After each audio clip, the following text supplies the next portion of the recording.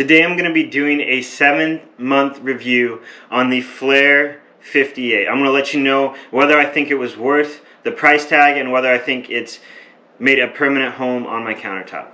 But before we dive into that, I just want to say welcome to Cabene's Coffee Corner. This channel is designed to help you choose the coffee gear you want to brew with at home. If you're into that kind of thing, please do me a favor and like and subscribe. That really helps me produce more content and helps people choose the right gear to brew with at home. I also have an Instagram account called Cabene's Coffee Corner. You're more than welcome to follow me there. Also do want to announce that if you're looking at purchasing this, please use the affiliate link below where I'll make a slight amount of commission at no extra charge to you. This doesn't cost you anything outside of you simply just purchasing the gear that you're already potentially going to buy, but it does help me produce more content for this channel. I also have a Patreon account where I give away different things that I review on this channel to different people who support me. So you're more than welcome to do that as well. You can find the information below.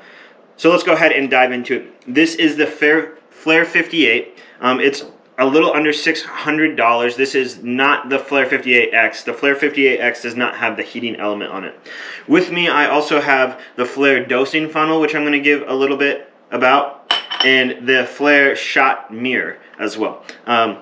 So before I want to do that, I want to note a couple of changes that have taken place since the first run of this. So I pre-ordered this literally minutes after you were allowed to. So I was one of the first people to get it in the first round of the Flair, and since then they have made a few different adjustments. One of those adjustments is in the brew head itself. The brew head used to have a little screen on the bottom of it, and you'd simply just lock your portafilter in it that way. Now they have changed it so you no longer have to lift up the handle and remove this stem and remove this. So typically you'd have to take this out, you'd fill it with water, you'd put it in, and then you would pull down on your shot of espresso. Since then, they have removed the inner screen and they have made a puck screen. So the puck screen simply goes on your portafilter on top of your grounds. You lock it in your portafilter. This can be completely down, and you fill up the water and you just lift up this handle a bit, and that allows the water to pass through the pressure gauge stem and into the entire brew head, so you can fill it up without ever having to remove the gauge, and then you simply just press it down and you are good to go. They also have a little tamper that is included. It's a nice matte black but glossy black. It's like a nice hybrid, but it feels great. It feels a lot like my Barista Hustle tamper. It's very, very easy to tamp a consistent flat puck. Most espresso machines don't really come with a great tamper. I have a $1,600 machine behind me, and it came with a very poor tamper that I don't like at all. I've used $2,000 machines that came with plastic tampers. So to have a nice tamper that I would actually use on a regular basis, that it beats out the 4 other tampers I have sitting on my counter, and I often reach for this, that says a lot about the tamper. Very weird how much I'm raving about this tamper. It also comes with a preheat cap. I've never used this preheat cap, so it probably works great, but I have no idea. It's basically if you want to brew the Flair without electricity. So you'd simply take this off. I have it kind of locked in here. There's an Allen key so you can make it easy to twist on and off, but mine's kind of locked in there fairly well. And you'd put it on there, fill it with water a couple times, and that's how you would preheat the brew head. This, however, adds a electric sensor here. So it has 3 lights, and it plugs in. It has a big power brick too as well. I'm sure you can see that on my other videos. I have it wired into my coffee bar right now, and I just simply unplug this to move it here.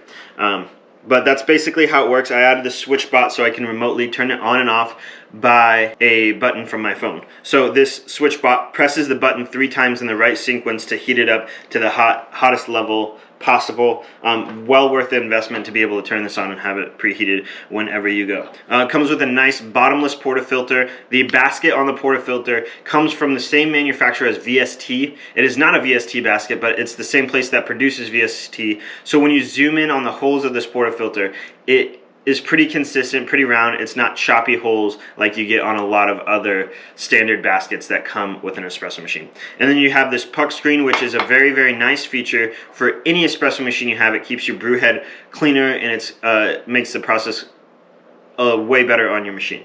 And it gives you more even distribution of water over your grounds. All right, so now I kind of covered the overview of it. I want to talk a little bit more about the things that I like and the things I don't like about it. One of the things is, since this came out, Flair has done a great job of fixing a lot of things on it. Specifically, the fact that you don't have to remove the pressure gauge now to fill it up was a huge, huge thing. They added this stem guide for added safety because they realized this part was kind of coming forward a little bit. So the stem guide doesn't affect the taste or anything, but it allows the stem of the pressure gauge to kind of stay in place while you're lifting it up and down. I kind of want to talk poorly about the power supply of it because it's big and hefty. It's like a power brick this big, and it's a long cable. But the reason it's like that is because you can't put power anywhere in the machine, so there's not really a better way to do it. But I just don't like it. Especially if you're on a countertop like this, say you plugged it into this wall, there's no place for the cord to go. If you have a place like this where you can just simply drop the cord behind the counter, if you had like an additional coffee bar, that is a better way to do it and it keeps it out of the way. I do like how this simply unplugs from the entire power strip.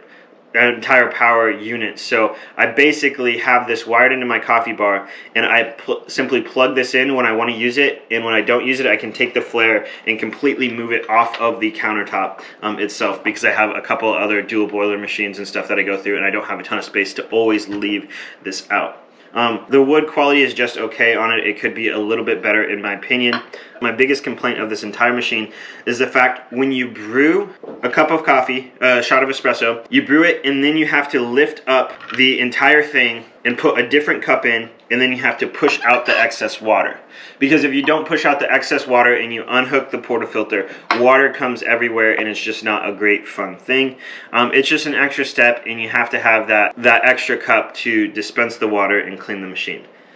That's just a very, I don't like that thing. They did have, this is probably, I really like this accessory. It's a little funnel that's magnetized to your portafilter to get your grounds in easier. The shot mirror I bought and I've honestly barely used. It's nice, but I find the light doesn't get that bright to do it. Maybe my batteries are getting a little old, but it does give you a good angle to view the bottom of the portafilter. The drip tray is okay. I wish it was like more attached to the machine, so when you slide the machine to and from the countertop, because I used to have it under cabinets, which means I needed to slide this up because the handle is so large that this bottom thing would move quite a bit often. I also noticed when you put an Akai Lunar on it, it fits, but if you have this little rubber pad on it, it barely fits, and you have to really make sure that it's not touching the sides of anything here. So it's actually almost easier just to remove this drip tray all in one and put the Akai Lunar under it, like so. So when it looks at this machine, and I've compared this with a Rocket Apartamento at $1,800, a Vespasiani Valvedi Mini 2 at $2,000, a Breville Dual Boiler at $1,600, the Flair Pro 2, the Robot. When all of these machines that I've had the privilege of testing and using, this machine is absolutely incredible. It's absolutely incredible because you have so much control with this machine that you don't get with anything remotely close to it. You're sacrificing out on the fact that you don't have a boiler, that you have to have a kettle separately to heat it up, that you have this massive cable because you can't put the power unit in the machine, and you have no steam wand on. So you're sacrificing those things, but you're gaining all of the control at basically whatever you want. If you want to pre-infuse at 2 bars for 10 seconds, you can. 1 bar for 30 seconds, you can. If you want to go up to 9 bars and slowly ramp down to 6 bars and then slowly ramp down to 3 bars, you can. And you have all the control with this machine, which allows you to manipulate your coffee in a way that you can't do with any other machine. So example, if you have your grind setting 2 course, you can adjust your pressure in order to still get a drinkable shot when you mess up your grind setting. It allows for so many endless possibilities and so many great shots of espresso because of the level of control you have. But that comes out with a cost. It comes out with the cost that you have to be able to control it, and you have to do that on your own versus putting a portafilter in a machine, locking it, brewing your shot, and then just adjusting your grind setting. You have so many different other variables because you have to control your pressure.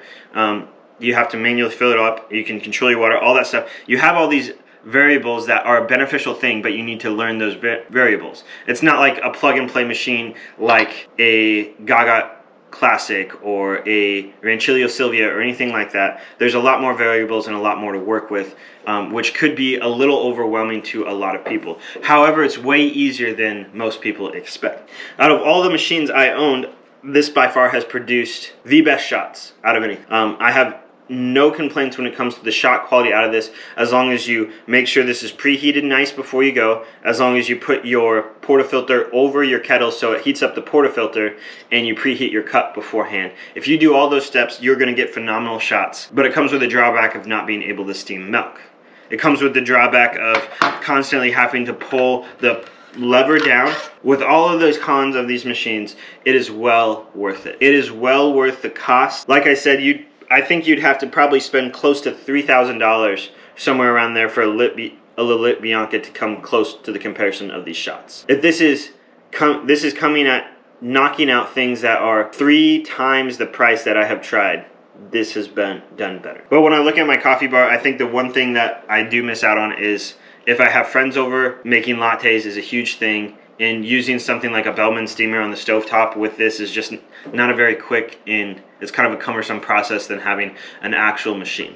But if you're brewing this for yourself at home, if you occasionally want milk drinks but not every single day, then this machine is the way to go. Honestly, this machine is almost, if you have the counter space, it's almost worth buying this machine and then buying like a Breville Barista Express or a Breville Bambino just to use the steam wand arm on it, which will produce microfoam, and you'd be good to go on that. However, you do have to dump that excess thing in there. So overall, 7 months of ownership. I'm just impressed that Flair just keeps evolving the machine and making it better. Adding this little change here, they listened to some complaints that people had, which by all means, if they didn't make any of these changes, this would still be a phenomenal machine, and I would still not regret my purchase at all. They just added this extra convenience of removing one step from the process. Flair has came a long way since 2016 or 2017 when they released the first Flair Classic, and they have continued to pioneer the way for manual espresso and good quality shots at a low price. When it comes to $600, less than $600 for a 58 millimeter machine that can use all the accessories that any other machine can use, any commercial grade machine that can use, that can produce shots that are $3,000, and all you have to do is basically pull a lever instead of, you have a few extra steps that don't really add that much time, you have to pull a lever, things like that. Well worth it. I wouldn't recommend any other machine over this unless you absolutely have to have a steamer for milk. I would still even encourage you to go a different route, because you're just getting so many good shots with this that you can't do with anything else.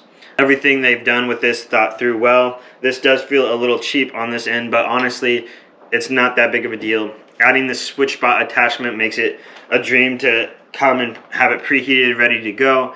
My kettle heats it up well. There's really just, I have a hard time just finding the bad things about it.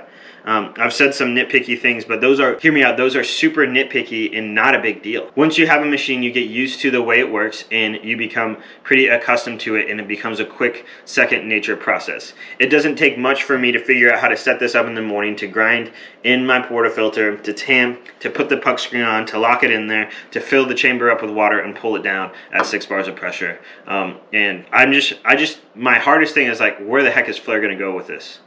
Like, what is going to be next? Because they continue to just, like, blow people's minds with the quality of it. Like, Flair Classic came out and they threw on the signature out of the pressure gauge, and it just blew people's mind that you have that much control over it with the pressure gauge at like $200. Then they added the Flair Pro 2, made it a little bit nicer, added some better parts, thought some things through, listened to the feedback on things. Then they one up the Flair Pro 2 and added the 58, and it's just going to be an interesting thing to see where things go from here, because this is just so thought out, so well done. The pressure gauge is so responsive. The 58 millimeter portafilter is so nice. It came with the bottomless right away. You can buy a spouted portafilter if you want. It's an overall well machine with 7 months of regular daily uses, pulling a couple of shots. I've had absolutely no issues with this machine at all. Nothing has broken, nothing has caused a problem with me. It has continued to work every single day just as good, if not better, than day one because of these little changes in the workflow. So go out, if you're looking at a machine, look no further. The Flair 58 is basically where to go. You can even buy pressurized portafilter baskets in there if you don't have a grinder. But like Flair 58, it's well worth the investment.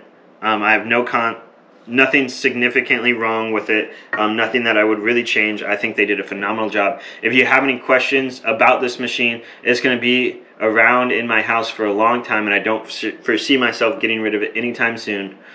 So please let me know any questions that you have in the comments below. One last thing is, the nice thing about this versus any machine is you don't have to descale. You don't have to clean it near as much. It's way, way more maintenance free. You don't have to worry about anything leaking. You don't have to worry about descaling. You don't have to worry about a lot of things, which makes this machine nice. So if you found this video helpful, please like and subscribe, and I look forward to having you join me for the next one.